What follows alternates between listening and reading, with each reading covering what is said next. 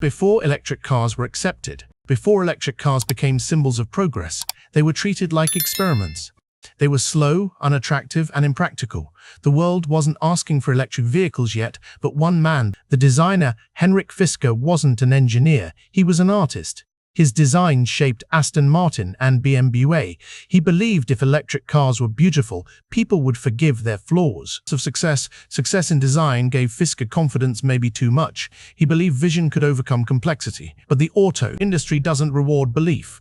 It rewards execution.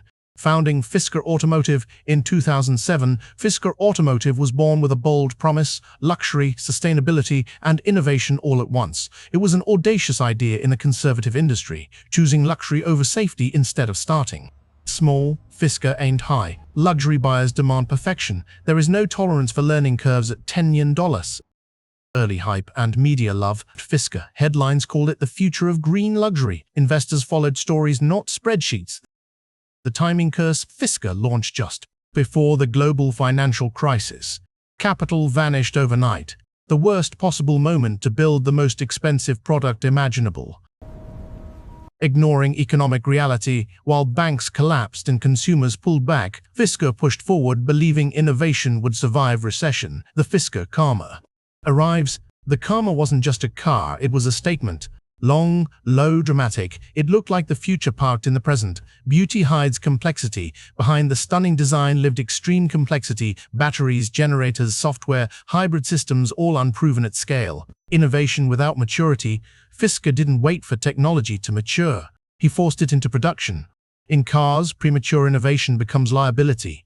Engineering warnings. Engineers warned of risks. Timelines tightened. Pressure grew. But momentum is hard to stop once hype takes control. The prototype illusion. Prototypes impressed investors. But prototypes don't reveal manufacturing reality. Manufacturing blindness. Fisker underestimated how brutal manufacturing really is. Designing a car is art. Building thousands is war. Outsourcing everything, production was scattered across countries and suppliers. Control was diluted. Accountability blurred. Dependency danger. When you don't own the process, you inherit everyone else's problems.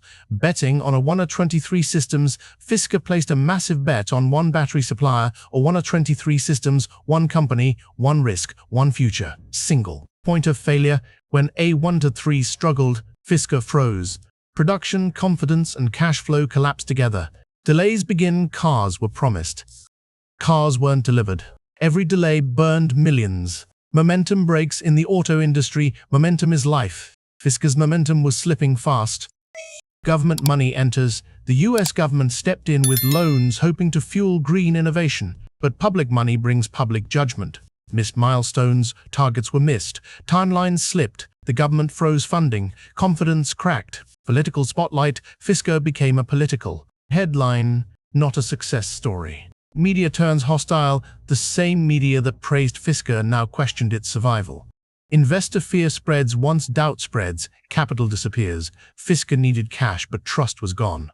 First customers received cars. Early buyers expected perfection. What they got was uncertainty, quality. Failures. Cars stalled. Batteries failed. Recalls followed. Luxury customers don't forgive experiments. Reputation damage. Every broken car damaged the brand more than any marketing could fix. Selling at a loss. Each car sold cost Fisker money. Growth made losses worse. Cash burn spiral. Expenses exploded while revenue lagged. The math stopped working. Hurricane Sandy. Then nature struck. Hundreds of Karmas were destroyed in a storm. The images went viral. Symbol of fragility. The disaster became symbolic, a perfect visual metaphor for a fragile company. Confidence collapses. Investors didn't just worry, they retreated. Internal pressure. Inside Fisker, urgency replaced optimism. Decisions slowed. Supplier unrest. Suppliers demanded payment. Production slowed. Leadership tension. Stress exposed fractures at the top. Founder steps aside. Henrik Fisker resigned. The visionary left the company he created. Market reaction to investors. This was confirmation, not transition. Production stops. Factories went silent. Cars stopped moving. The company's already dead. By this point, bankruptcy was inevitable. The business just hadn't admitted it yet. Emergency funding fails. Last-minute funding attempts collapsed. No rescue arrives. No automaker stepped in. The risks were too great. Workforce collapse, employees were laid off, dreams ended overnight. Customers abandoned, owners were left unsure about service, parts, and support. Bankruptcy filing, Fisker Automotive officially filed for bankruptcy. What was once a symbol of ambition and innovation had been reduced to a legal document. The promise of revolutionizing luxury electric cars ended on paper, leaving a trail of unpaid bills, disappointed investors, and a generation of engineers whose work would never see its full potential.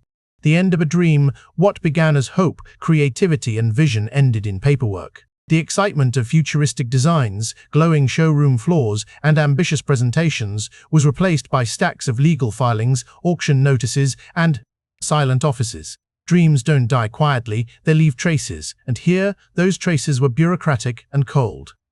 Asset liquidation, factories, designs, patents, and even prototypes were sold piece by piece, like scattered shards of a once brilliant vision. Every piece of machinery, every sketch, every component told a story of ambition that the world would never fully experience.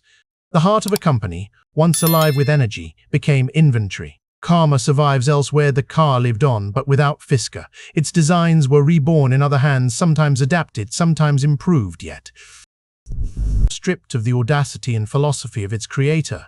Innovation, it seemed, could survive, even if the original vision could not. Public verdict, the world called it a failure.